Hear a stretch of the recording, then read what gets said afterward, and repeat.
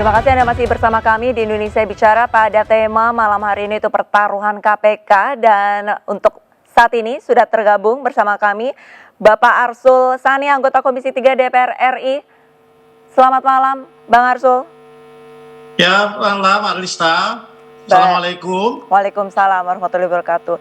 Bang Arsul, masih mengenai tentang kisruh yang ada di tubuh Badan Anti Rasuah ini nih. Ini banyak yang menyatakan bahwa pasca disahkannya Undang-Undang KPK, ini seolah-olah dari pemerintah ataupun dari oknum-oknum tertentu ini ingin melemahkan KPK. Tanggapannya seperti apa, Bang?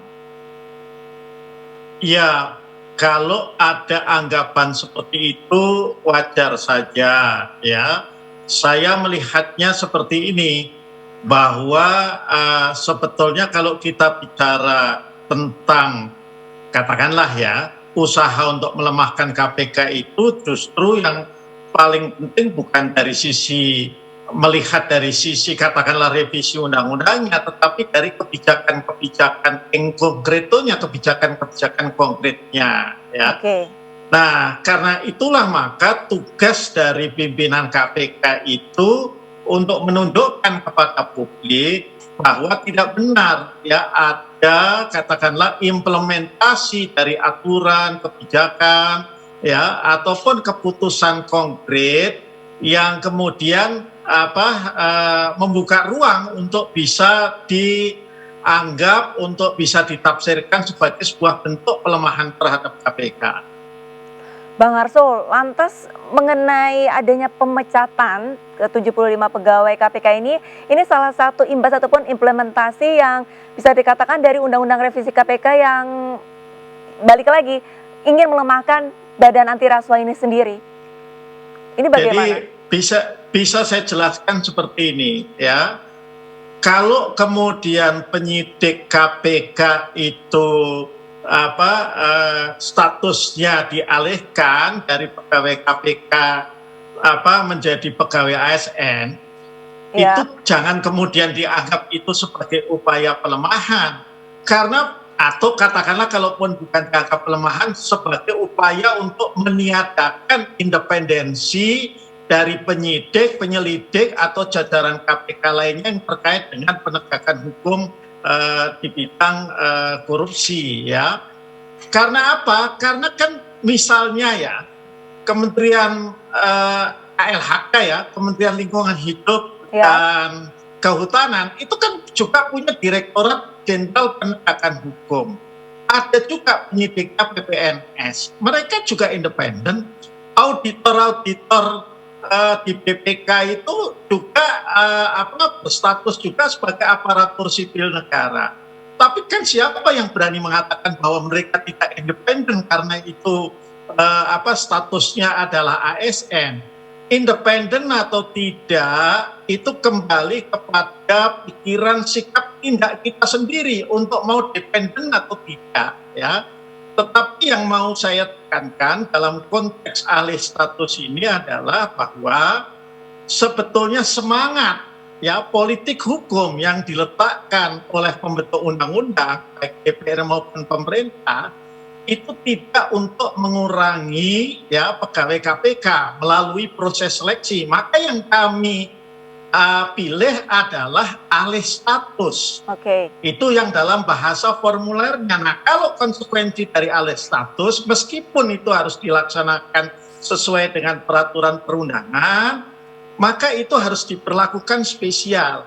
Yakni semuanya dialih statuskan lebih dulu. Setelah itu ada hal-hal yang kurang, misalnya dianggap wawasan kebangsaannya itu kurang, ya, atau masih minimal, ya dilakukan pembinaan, ya.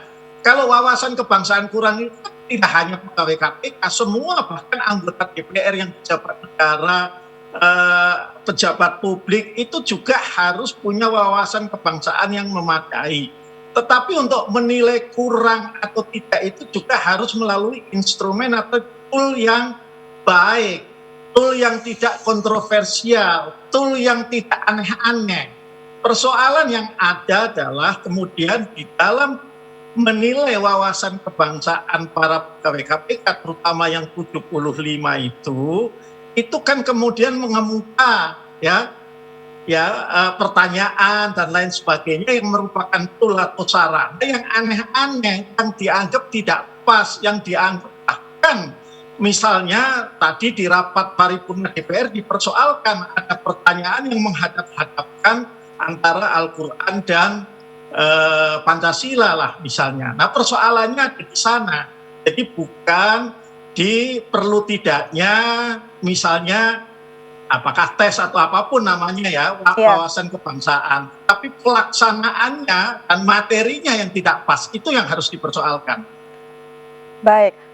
Lantas Bang Arsul, apa yang dilakukan DPR untuk bisa dikatakan menanggulangi kisruh KPK? Ya, kami tentu di Komisi 3 yang menjadi mitra kerjanya KPK akan mendalami dan juga mengangkat persoalan ini karena kami juga melihat ada hal-hal yang menurut kami menjadi tidak wajar dalam proses alih status. Di luar Komisi 3, misalnya BKN, Kemenpan RB itu mitranya Komisi 2. Saya yakin teman-teman yang di Komisi 2 itu juga mendalami soal ini. Hanya barangkali munculnya nanti di ruang publik adalah yang tentu dari Komisi 3 karena yang Komisi 3 ini menjadi mitra kerja langsung dari KPK ini. Jadi KPK yang merupakan mitra kerja langsung kami. Kami tentu akan dalami, akan pertanyakan termasuk apa? Karena bagaimanapun ya pada akhirnya keputusan akhir itu ada di pimpinan KPK. Akan kami dalami sikapnya seperti apa pimpinan KPK. Apakah mereka memang independen atau tidak di dalam mengambil keputusan akhir tentang sumber daya manusianya ini. Baik, kalau misalkan dari sudut pandang Bang Arsul sendiri untuk pimpinan KPK sendiri ini mengarah kemana Bang?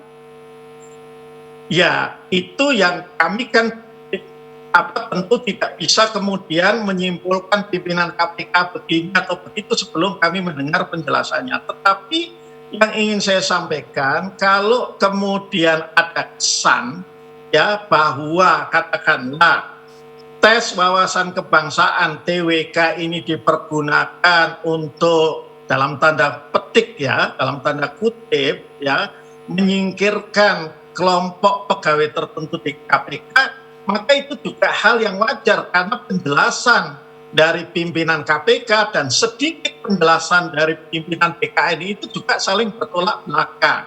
Ya, kami pengennya adalah pimpinan KPK ya sebagai penanggung jawab sumber daya manusia di KPK tampil ke publik mengatakan bahwa kami bertanggung jawab sepenuhnya atas keputusan ini.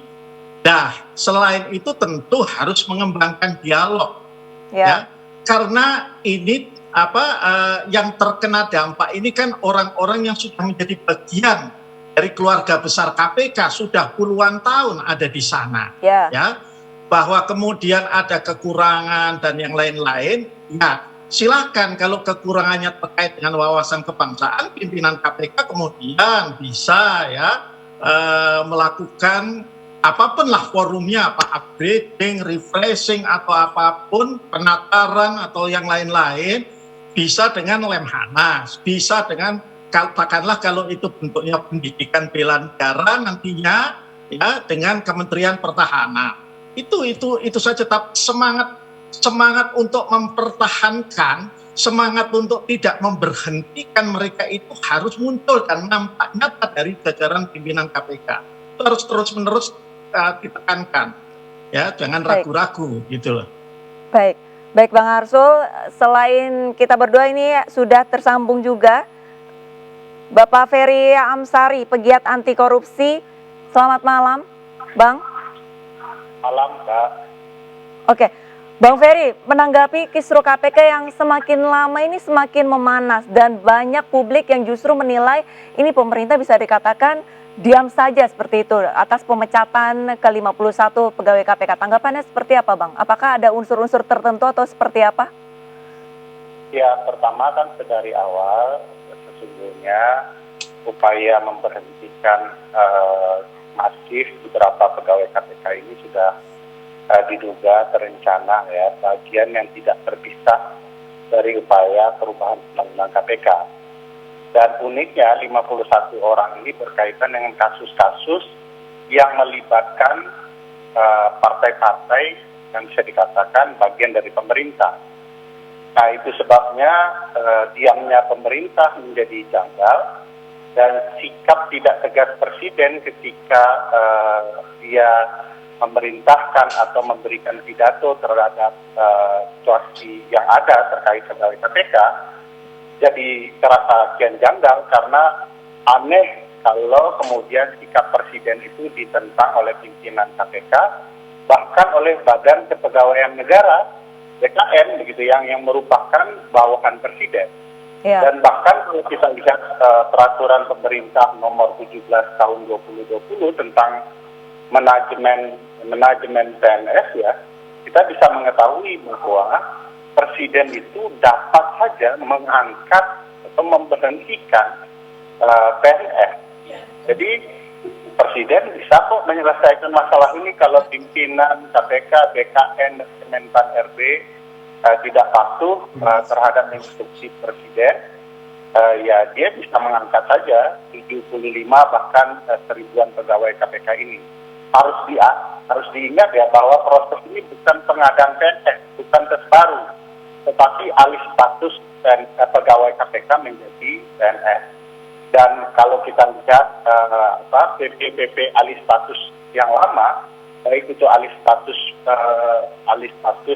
anggota TNI dan kepolisian, tidak ada tuh tes wawasan kebangsaan. Ya. Kenapa hanya pegawai KPK yang kemudian diistimewakan, yang ujungnya dipaksa untuk berhenti dengan isi-isi pertanyaan yang jauh dari nilai-nilai kebangsaan. Baik, Bang Ferry, lantas kalau dari sudut pandang Bang Ferry berarti dengan kata lain adalah tes wawasan kebangsaan ini bisa dikatakan mengada-ngada seperti itu? Ya, memang di dalam pengadaan PNS ada tes wawasan kebangsaan untuk tes PNS baru. Nah, di dalam soal alih status tidak pernah ada konsep tes wawasan kebangsaan. Prosesnya syarat dan alih status saja. Nah, syarat-syarat itu kan harus diingat.